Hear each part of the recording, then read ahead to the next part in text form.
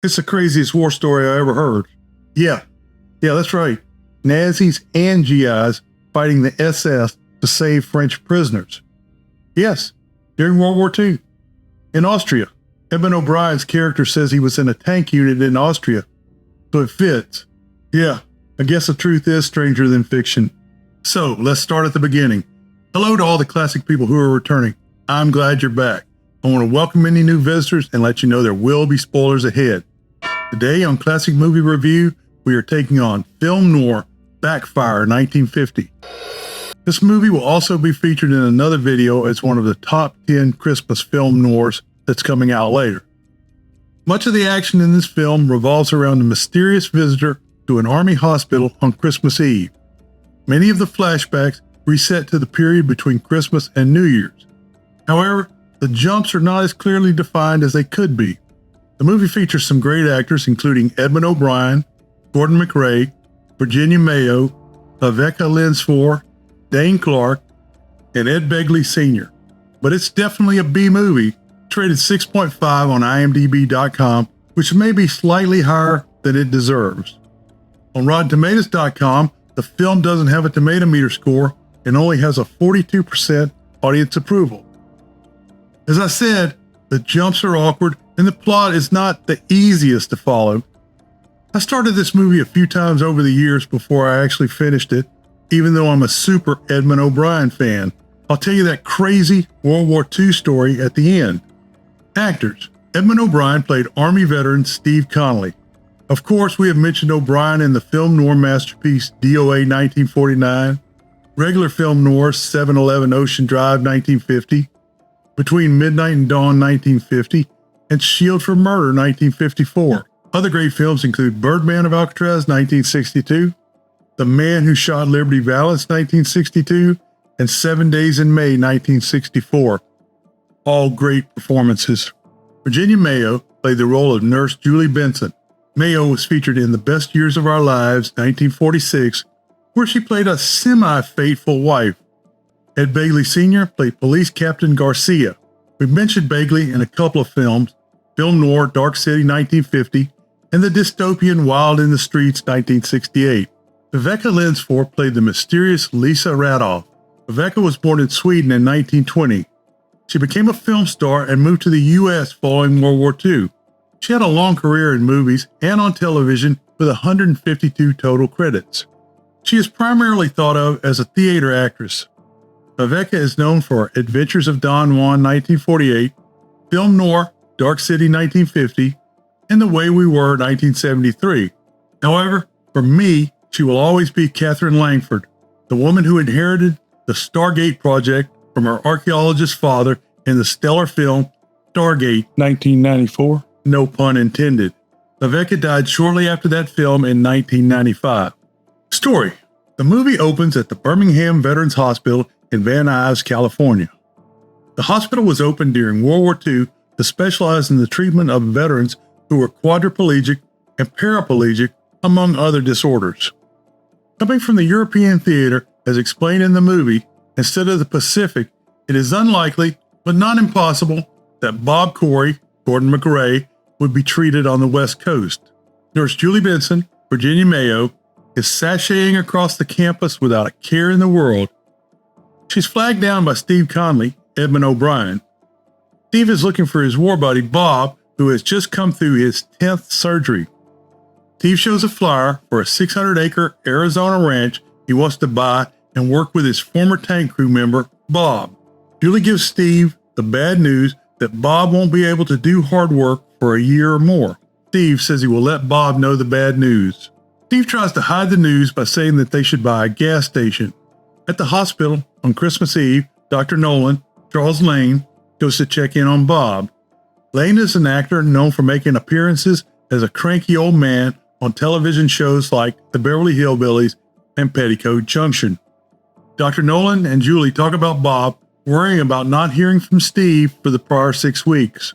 Julie gives Bob a nice lip kiss and a doctor-ordered sedative. She tells him that since he has had 13 surgeries at this point and there is nothing else they can do for him, he will be released in 10 days. When Bob is alone, a mysterious woman enters the room and says that Steve has had his spine crushed, and she wants to know if she should end Steve's life.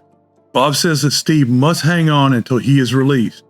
Bob asks her to write the address where Steve is located, but the woman leaves without writing anything. The woman is Lisa Randolph of Eka Lensforce, but there is no other introduction of who she is at this point.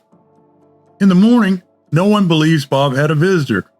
There's no record of someone matching that description entering the gates of the post.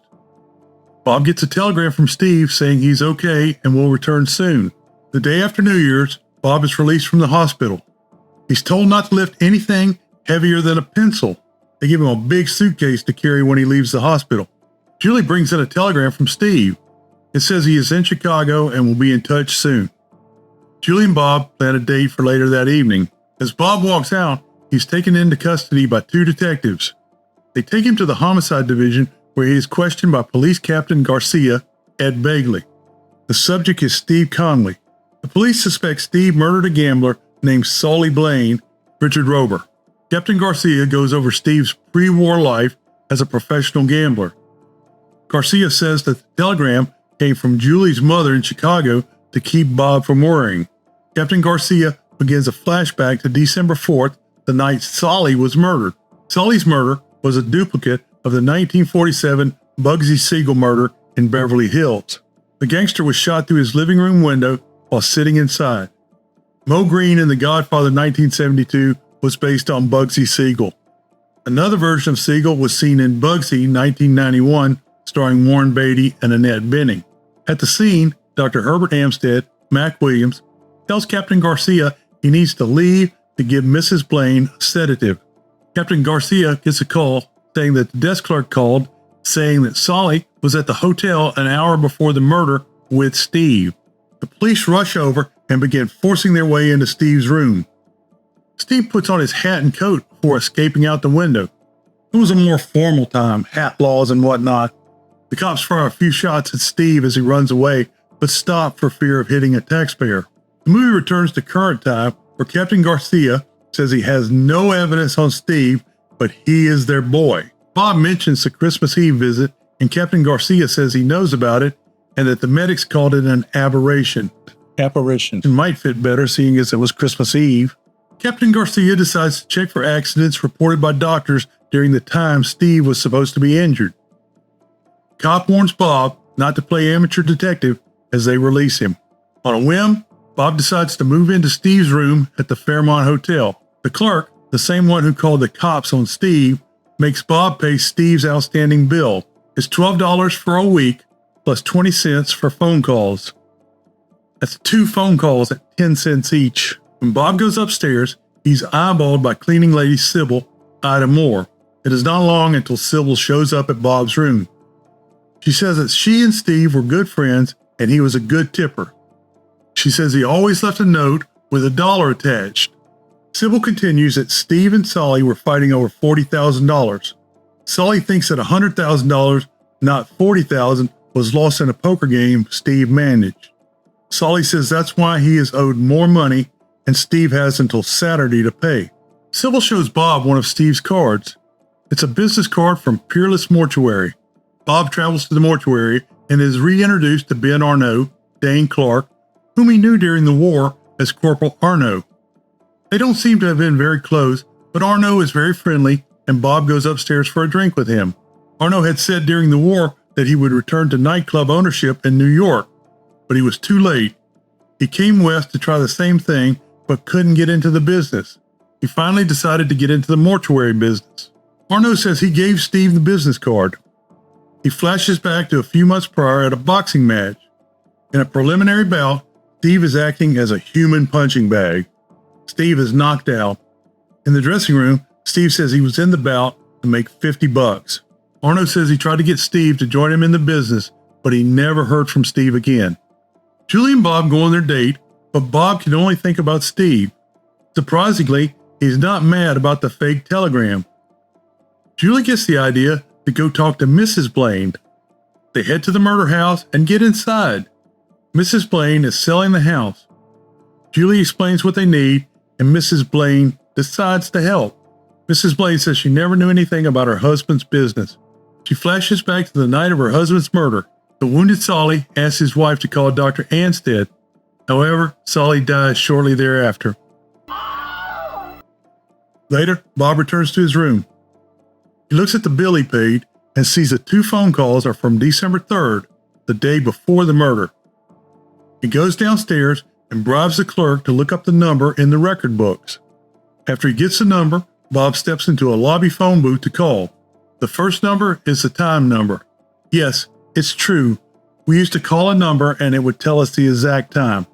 Much easier than looking at a clock. The second number was more productive. Bob is connected to a woman who chews him out for being late. Bob says he is Steve, and the girl on the phone says he must want to talk to Bonnie. However, Bonnie is not home, and the unidentified voice says that she herself is leaving soon. He asks for the address so he can send flowers, and the voice gives him the address. Bob takes a taxi to the now empty house, where he finds a note under the doormat saying the key is hidden in the usual place. He lets himself inside and begins searching the room. He finds a framed picture of Lisa Radoff, the mysterious woman from the hospital, just before Bonnie, Sheila McRae, returns. He convinces her that he was let in by the other roommate, Gail, and that he is meeting Lisa. Bonnie is a rapid-fire New York talker, and she's built like a showgirl. This movie was her film debut, and she later married co-star Gordon McRae.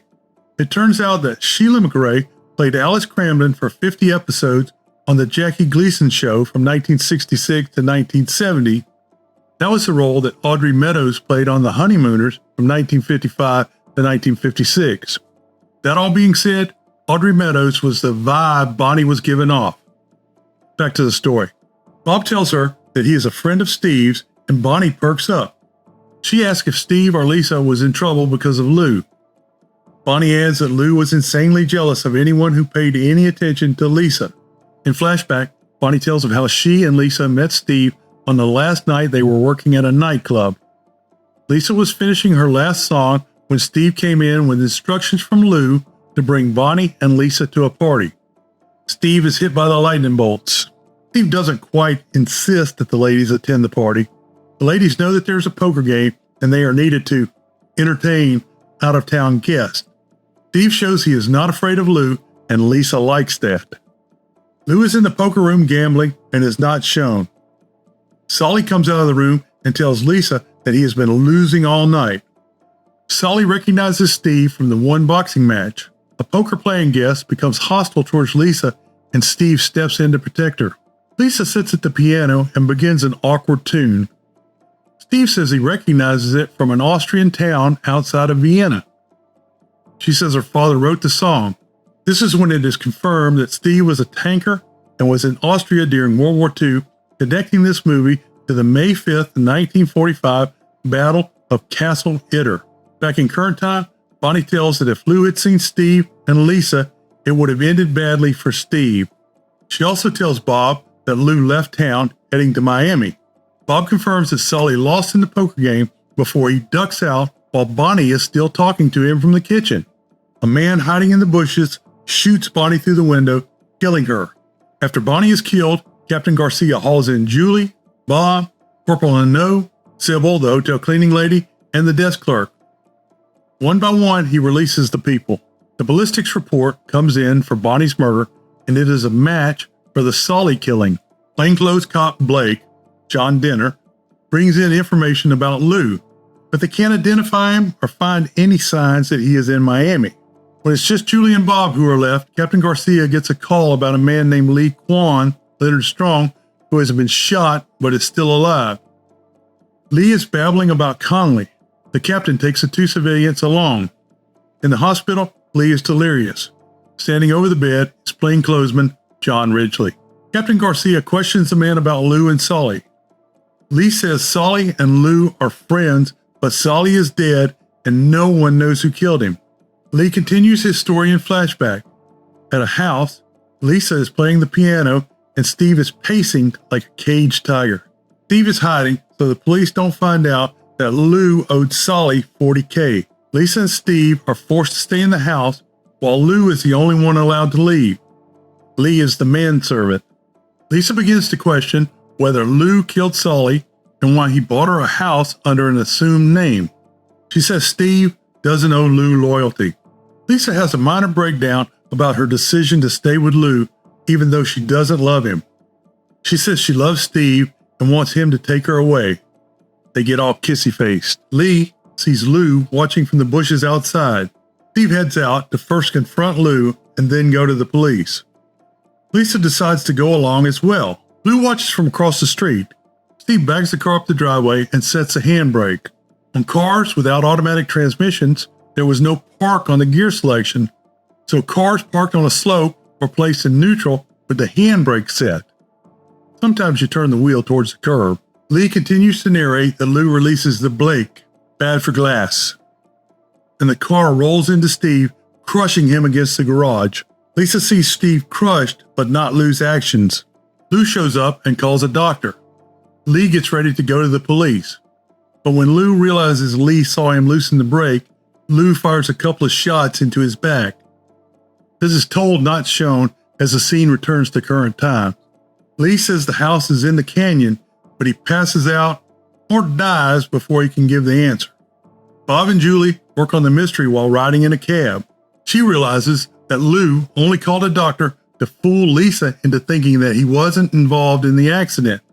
Back at her hotel, Julie calls Mrs. Blaine and gets Dr. Anstead's address and name. She dons her nurse outfit, complete with hat and cape, before heading to the office. She convinces janitor Hummel, J. Lewis Johnson, to let her into the doctor's office. Johnson appeared in small roles in 4 film noirs out of his 20 credits. Julie is very casual as she prepares to search.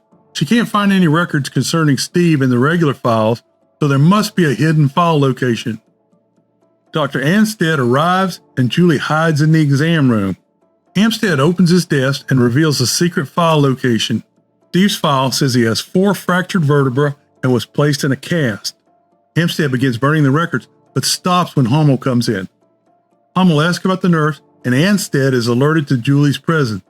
She grabs Steve's file, but Anstead catches her. Julie bluffs. The police are on the way to arrest the doctor for the secret treatment of Steve. She says to call Bob for verification. Anstead locks Julie in an exam room. He calls Bob and demands protection in exchange for Steve's location. He gives Bob the address on Canyon Road. Lou enters the room, but is not shown as he shoots Anstead. Bob takes a taxi to Canyon Road. Hummel enters the office and finds the murdered Anstead. He frees Julie, who phones for help. Bob arrives at the house on Canyon Road. He wanders into the dark dwelling as discordant piano music plays. Ben Arnault turns on the light, and when Bob calls him his name, Ben says, Ben lives in Glendale, and this is where Lou lives. Bastardo. Ben/Lou holds a gun on Bob until the slow man figures it out. Lou thinks Bob has been looking for Lisa the entire time, since he is insanely in love with her. Lou tells how he set Steve up to work for him, and Steve and Lisa betrayed him. Lou flashes back to Christmas Eve. He only learned that Lisa had actually visited Bob in the hospital when they were in Captain Garcia's office. On Christmas Eve, Lou sat outside, waiting for Lisa to return home, not knowing where she was. Lisa pulled into the sloping drive and sets the handbrake. As she walks towards Lou, she realizes that Steve was crippled by Lou.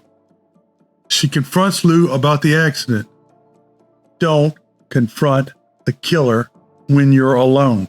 Lisa tries to call an ambulance for Steve, who is upstairs in a body cast. Lou tries to kiss Lisa into staying, but when she refuses, he strangles her. The murder is shown only in shadows. Back in current time, Lou tells that Steve is still upstairs. Bob tries to get past the gun-toting Lou. Steve comes down the stairs wearing a torso cast. Sirens are getting louder. The unseen Steve jumps on Lou and saves Bob. Bob pulls the lamp cord and the lights go out. Lou goes outside just as Captain Garcia and some other cops arrive. After a gunfight, Lou is killed. Julie arrives in another police car. Steve is rushed to the hospital, and Bob offers him a cigarette as they ride. Steve feels better knowing that Lisa didn't run out on him, but she was murdered. Sometime later, Steve is released from Birmingham Hospital carrying a big suitcase. Julie and Bob arrive at a Jeep to pick him up. On the spare tire, it says Happy Valley Ranch. They drive away to live out their dreams.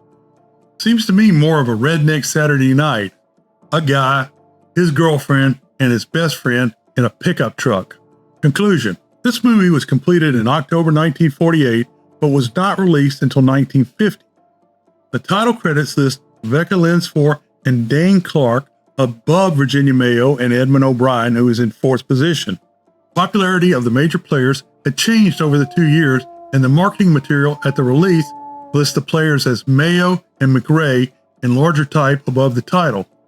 O'Brien, Clark, and Linsford were listed in the smaller type below the title. So, it's finally time for the odd World War II tie-in. In the movie, Steve and Lisa talk about him and Bob being tankers and being in her Austrian town. Historically, on May 5th, 1945, 3 days before the German surrender in World War II, a battle was fought near Castle Itter in Austria. Members of the 23rd Tank Battalion of the 12th Armored Division joined with Wehrmacht soldiers who were still at war with the USA to fight against hardcore Nazis from the 17th SS Panzer Grenadier Division. The Americans and Wehrmacht soldiers were fighting to save the lives of French prisoners who were being held at the castle. The French prisoners also joined the fight against the SS. There was another time when Wehrmacht and American soldiers joined forces to fight the SS. Called Operation Cowboy, the combined forces attacked into Nazi-occupied Czechoslovakia to save the Lipizzaner breeding mares of the Spanish riding school in Vienna and prevent them from falling into Soviet hands. To accomplish this task, they had to fight off 2 SS attacks. At this time, the Soviets were U.S. allies. The Americans used freed Allied POWs from several nations, German Wehrmacht and Luftwaffe troops, and anti-Soviet Cossacks who had deserted from the Nazis to complete the operation. Soviet tanks arrived at the end of the removal but presented no opposition. You can't make this stuff up. More famous short summary: don't date the gangster boss's wife or girlfriend. Thank you for taking the time to listen. If you want more, be sure to subscribe, hit the like, ring the bell. Beware the Moors. All right, a couple of boxes are going to pop up. One is a movie review recommendation. The other is a playlist recommendation.